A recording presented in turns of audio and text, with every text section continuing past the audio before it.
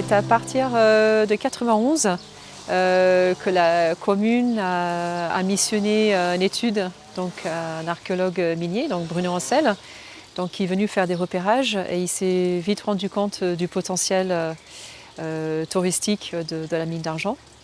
Et à partir de 92, ils ont commencé même à proposer la visite dans les toutes premières galeries qui ont pu être mises à jour et qui ont pu être ouvertes au public.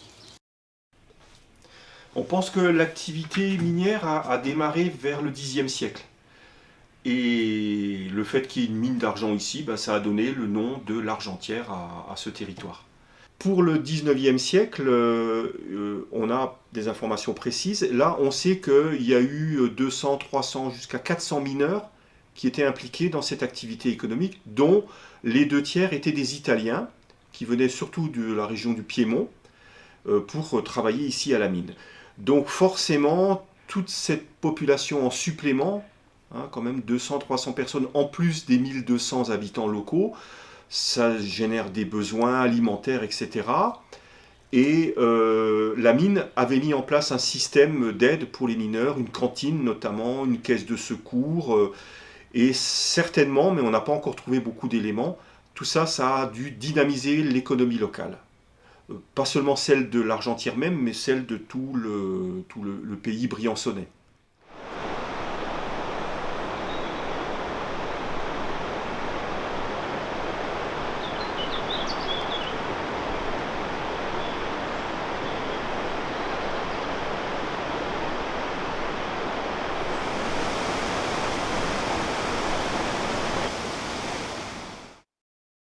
Sur les 3-4 km de galeries qui sont accessibles, il y a un parcours d'environ 600 mètres qui sont sécurisés et valorisés pour le grand public.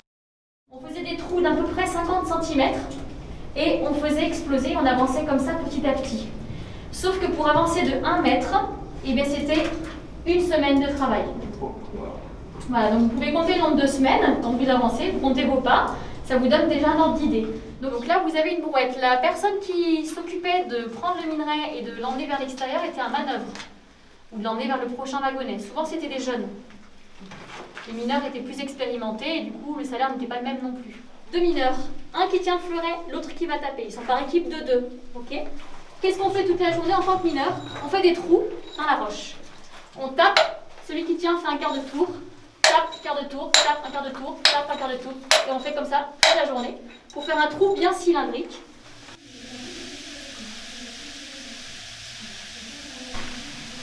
La dernière compagnie, elle arrête les frais en 1908 parce que le gisement est tout simplement épuisé. Il ne reste plus rien. Donc tu disais qu'il y avait 40 mètres encore? 40 mètres, ça fait 40 journées.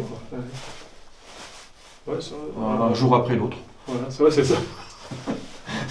C'est comme ça qu'on a vidé toute la mine depuis 30 ans, en avançant tranquillement, année après année.